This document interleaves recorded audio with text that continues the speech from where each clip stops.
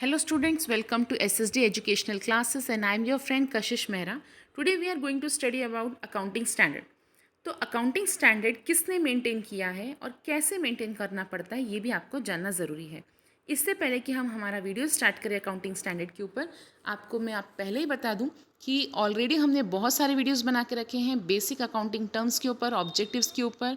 तो अगर आपको वीडियोस देखने हैं तो आप मेरी प्लेलिस्ट में जाके अकाउंटिंग के क्लास से 11th के वीडियोस को आप चेक कर सकते हैं। वहाँ पे आपको सारे वीडियोस अवेलेबल मिल जाएंगे। प्लस अगर आपको इस वीडियोस के नोट्स चाहिए तो वो भी हमारे अवेलेबल है हमारी वेबसाइट पे ssdclass.com पे। तो उसकी लिंक आपको डिस्क्रिप्शन बॉक्स में मिल जाएगी। तो प्लीज़ उसे चेक कीजिए और अपने इस वीडियो को बहुत ही ईजी बना लीजिए। चलिए स्टार्ट करते हैं। अकाउंटिंग स्टैंडर्ड होता क्या है? अकाउंटिंग स्टैंडर्ड अगर हम डिफाइन करते हैं, it is a written statement issued from time to time by the institution of accounting professionals. जैसे हमारे यहाँ पे आपको पता है अकाउंटिंग प्रोफेशनल्स कौन होते हैं? ICAI, जो कि सारे रूल्स रेगुलेशंस को बनाते हैं जो रिलेटेड होते हैं फाइनेंशियल स्टेटमेंट से रिलेटेड। अब हमारे पास बहुत सारे अकाउंटिंग स्टैंडर्ड्स हैं। जैसे AS1 में हमारे लिए बताया गया है कि हमारे जितने भी अकाउंटिंग पॉलिसीज़ हैं उसको डिस्क्लोज करना चाहिए। वैसे ही AS2 में मीन्स अकाउंटिंग स्टैंडर्ड 2 में वैल्यूएशन ऑफ इन्वेंट्रीज के बारे में बताया गया है, as it is in accounting standard 3, that is AS3 cash flow और फंड फ्लो के बारे में बताया गया है।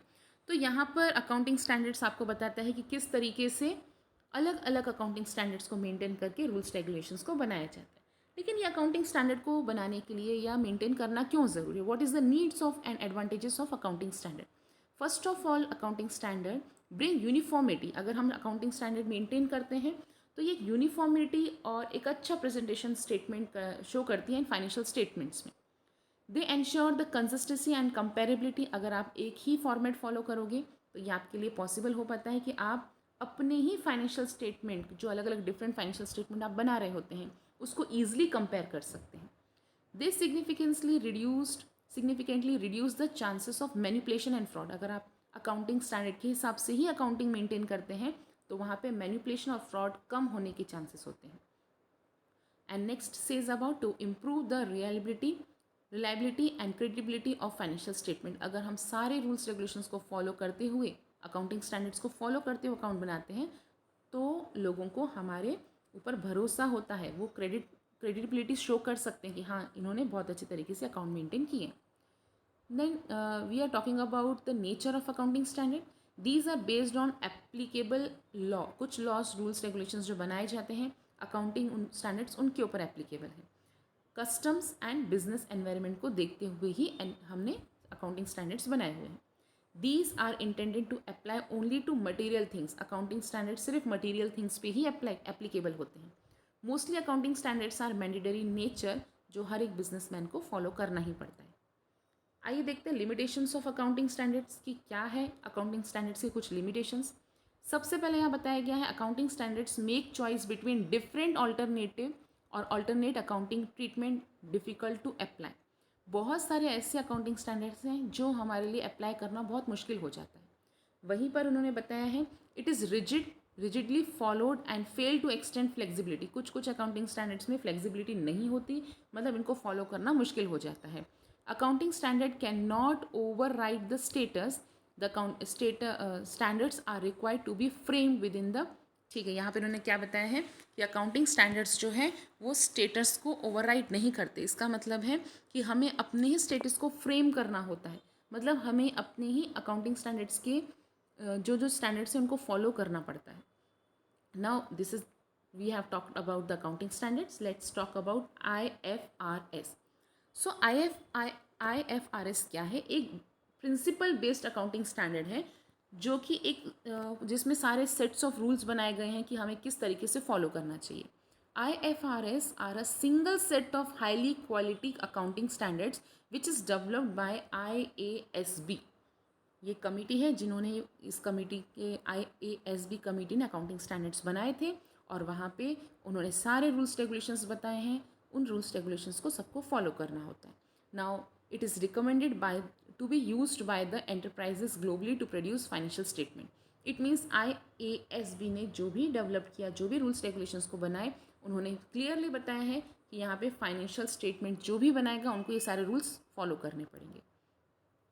लेकिन क्या बेनिफिट हुआ अगर हम बात करते हैं IFRS बनने के बाद क्या बेनिफिट्स हुआ, तो हमारे लिए फ़ायदा ये हो जाता है कि सभी पूरे वर्ल्ड में जो भी फाइनेंशियल स्टेटमेंट्स बनाए जा रहे हैं हम उसको ईजिली कंपेयर कर सकते हैं.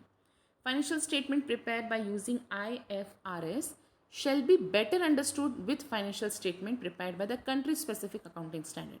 हर एक कंट्री अपने अपने अकाउंटिंग स्टैंडर्ड्स में आती है, लेकिन अगर हर कंट्री IFRS को फॉलो करती है तो वो एक ऐसे अकाउंटिंग स्टैंडर्ड्स के द्वारा सारे अकाउंट्स बना लेती है जो ईजिली डेवलप हो सकते हैं प्लस ईजिली अंडरस्टूड रहते हैं बाकी कंट्रीज़ के द्वारा. इसका मतलब कि अगर हम इंडिया में अकाउंटिंग स्टैंडर्ड्स को फॉलो करते हुए कुछ अकाउंट्स बनाते हैं तो वो USA में या बाकी कंट्रीज़ में भी ईजिली अंडरस्टूड रहते हैं. Industry can raise or invest their fund by better understanding, क्योंकि जो भी रूल्स रेगुलेशंस से हमने फाइनेंशियल स्टेटमेंट बनाए हैं तो वो इन्वेस्टर्स ईजिली इन्वेस्ट कर सकता है जो भी जितने भी पैसे वो इन्वेस्ट करना चाहता है. Accountants and auditors are in the position to render their services easily, क्योंकि उनको पता है कि हमें किस तरीके की सर्विसेज देनी है. They will be not getting confused, उनको पूरे स्टैंडर्ड्स पता है तो वो ईजिली काम कर सकते हैं. By implementation of IFRS, accountants and auditor can save their times and money. तो ये भी एक पॉजिटिव पॉइंट है कि उनका टाइम बच जाता है. Form using IFRS can have better planning and execution, क्योंकि उनको पता है कि हम किस तरीके से अकाउंटिंग मेंटेन कर रहे हैं और उनको अपने मैनेजमेंट से रिलेटेड जितने भी डिसीजंस हैं उनको लेना आसान हो जाता है. इसलिए IFRS के द्वारा बनाए हुए अकाउंटिंग स्टैंडर्ड्स अगर हम फॉलो करते हैं तो हमारे लिए बेनिफिशियल रहते हैं. इसलिए पूरी कंट्री में ये फॉलो किए जाते हैं. चलिए स्टार्ट करते हैं हमारा लास्ट टॉपिक जो कि है बेसिस ऑफ अकाउंटिंग. किस बेसिस पे अकाउंटिंग हम करते हैं. यहाँ पे दो बेसिस बताए गए हैं, एक कैश बेसिस पे, एक अक्रूवल बेसिस पे. When we are talking about cash basis, इसका मतलब जितना भी हम ट्रांजैक्शन कर रहे हैं और वो ट्रांजैक्शन कैश में है तो उसे हम कहते हैं कैश बेसिस एंट्री.